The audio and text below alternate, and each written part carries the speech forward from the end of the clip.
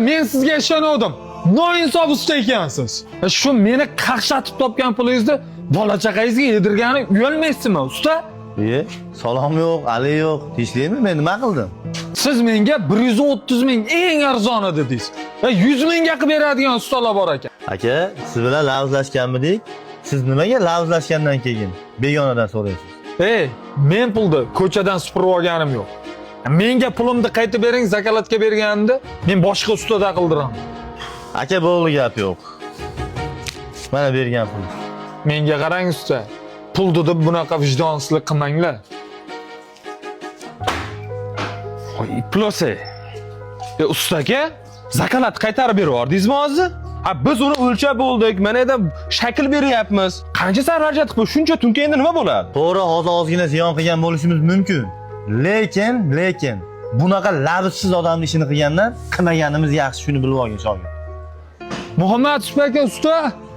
Usta qanilar ustalaring? Usta. Keling. Tinchlikmi? Ustalar bir-birini taniydi-yu. Arzon qilyapti ekan deb 100% pulni tushirib berdim.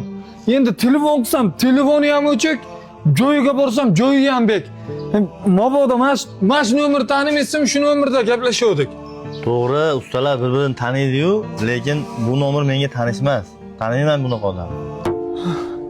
Voy! $3000 pul. Qancha mehnat qildim usta, bu pulga men qaydan topaman? Nima qilsam bo'ladi usta, maslahat bering. Aka, xafa bo'lmang-ku, bir gap aytaman. Aka, ash paytda menga narx-navo haqida gapirganingizda ko'nglim nimanidir sezgandi, lekin boshqa usta haqida bilib bilmasdan gap gapirgim kelmagani uchun indamagandim. Aka, siz lavz qilib bir insonning dilini og'ritdingiz, lavzingizni buzib. Xudoyam sizga ko'rsatib qo'ydi. Sizga ham lavzsiz insonni ro'para qilib. Erkak kishining lavzi aka milliard pullardan ham ustun turadi. Shu sizga dars bo'lsin aka. $500 pulda tejayman deb $3000 pulda yo'qotdim. Usta, yomon ta'sirini yebdi-yu bu. Lekin bir ham maza qildim, mashinani uxlatib ketganiga. Shogird, birovning musibati bizga bayram bo'lmasin.